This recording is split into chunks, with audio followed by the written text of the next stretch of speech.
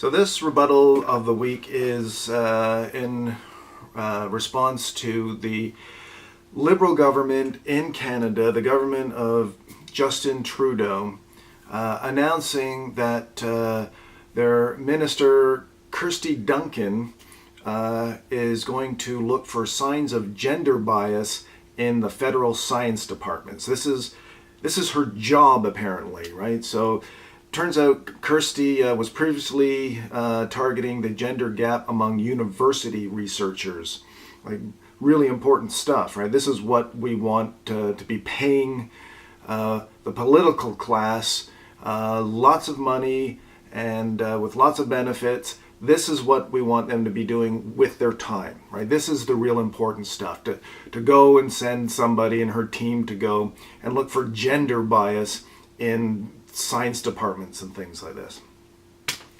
So anyway, one of the responses to the article on the CBC about this, CBC is Canada's public state broadcaster, one of the responses was from Catherine, and this is what Catherine wrote.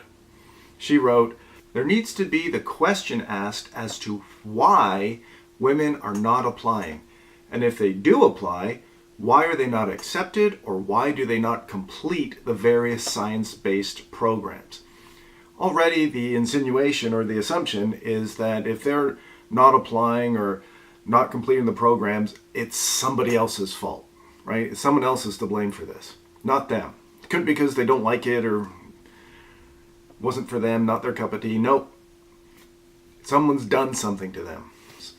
If it is because of the way they are treated, humiliated, told to get the sandwiches or coffee because they're the only girl in the study group, then something has to be done. There are still cases where women with full PhDs are entering the meeting room and being asked if they brought the coffee.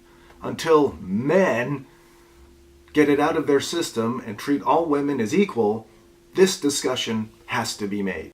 So this is, to me, in my experience of this is typical of the kind of reasoning that you encounter with, first of all, people who don't know how to think properly,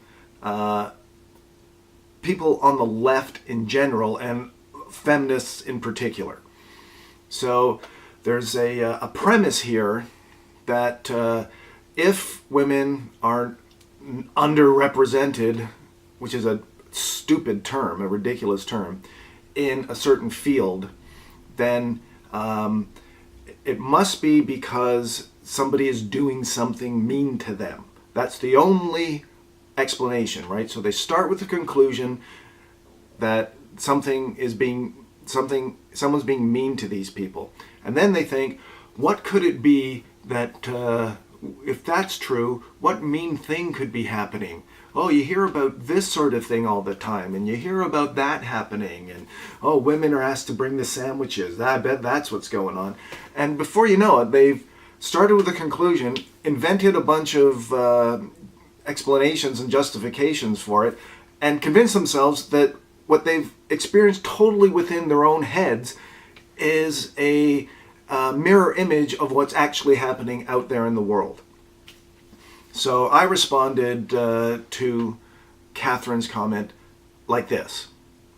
I wrote, "Catherine, you need to learn to distinguish between presenting cliched fantasy scenarios to justify your self-serving conceptions and knowing something true based on objectively demonstrable reality.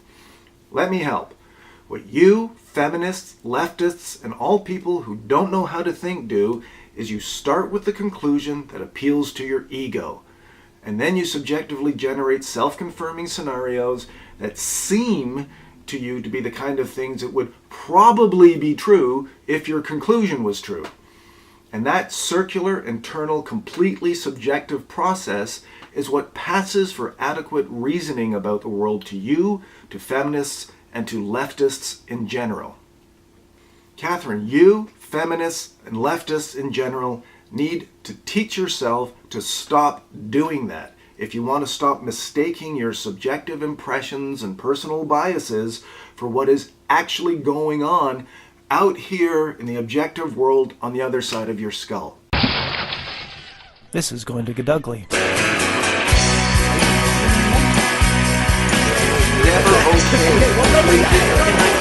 Wait, doesn't